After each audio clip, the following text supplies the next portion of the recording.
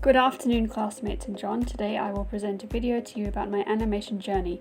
Particularly, I will discuss the learning process, reflect on how my learning changed, reflect on how I will need to change in the future, relate my learning experience to 3 theories, and describe the purpose. The intention is to develop a new skill through research, observation, and trial and error. This is because by learning a new skill, I am obtaining attributes that will enable me to teach videography and animation. To teach in these areas, I needed to learn. To learn animation and videography, step 1 was to expand my knowledge about creating a video in Premiere, as opposed to iMovie. Therefore, I implemented social constructivism, which refers to conversing with skilled members in the same field and creating meaning from conversation. As I contacted a former videographer lecturer, my experience therefore relates to social constructivism. In addition to social constructivism, my experience is also related to the social learning theory. Bandura states that people can learn through observation alone, and their learning may not be shown in their performance. As I observed YouTube videos on animation, I assumed that animation was complex. However, I began to realize that basic animation was simpler than I thought. In addition, my experience also relates to cognitive theory. As stated in this theory, the learner's ability changes as they develop and their ability to process information changes. Churchill et al. 2019. During my experience, my learning ability altered as I learned intermediate techniques to create the animation.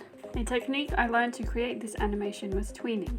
Tweening refers to clips placed between images so the animation appears seamless. After researching this term, I began learning animation. I created the animation by using the oval tool and holding down Shift to draw a circle. I then added a new keyframe and I ensured that onion skin is turned on. I then clicked on the circle and dragged down. Following this step, I repeated step 3 until the ball is at the bottom of the page. I then used the free transform tool to create the squash and stretch technique. Afterwards, I shift-clicked and dragged from the top middle point. I then created a new keyframe and used the free transform tool to unsquash the ball and move it upwards. After that, I kept adding keyframes and I moved the ball upwards, and then I tested the animation.